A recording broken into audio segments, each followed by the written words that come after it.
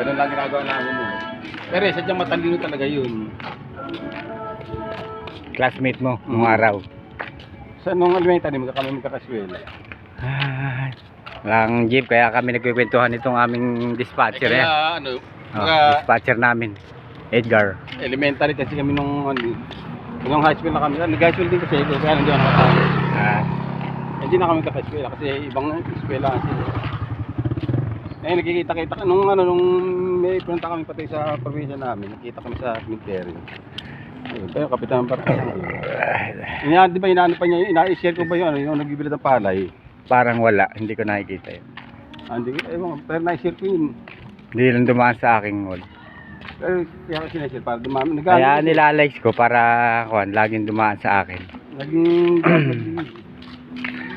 Ayan, dadalawa kaming jeep. Ayan, oh, itong isa, ang driver nito tulog. Hindi ko alam kung tatakbo. kapitan ng barko ngayon yung Tulog, yan.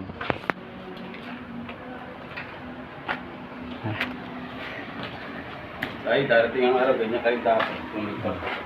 Balik. Walang pasahero sa daan, balik ako. Balik. Wala. Anong oras umalis si Kwan? 40. Ang layo pa. Okay, ang oras pa niya, no? Oras pa niya, no? 40 lang eh. Okay, oo. Kaya mo siya, pwede yan ba? Para tumagal ka na sa bahay. Pwede. May na kaunti, baka... Pwede, wala nang... Sige, puntahan ko na si Hak. Ang tagal na yan, oh. Saan ko ba nasa lubong si Hak? Dito, may kumain pa ako. Pwede na. No?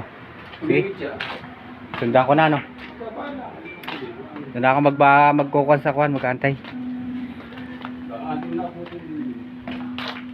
Mana pati ang bari, baka yun na hindi na magpaabot. Takbal ulit. Bukan ko ulit kung mayroon na. Tumakbo kaso 40 pesos lang, malapit. Kaya ako'y bumalik. Walang pasahera. Ayan, subukan ko ulit. Patanay pa ulang isa. Ito, anong gagawin ito? Tatakbo rin yata yun. Sige. Bye-bye.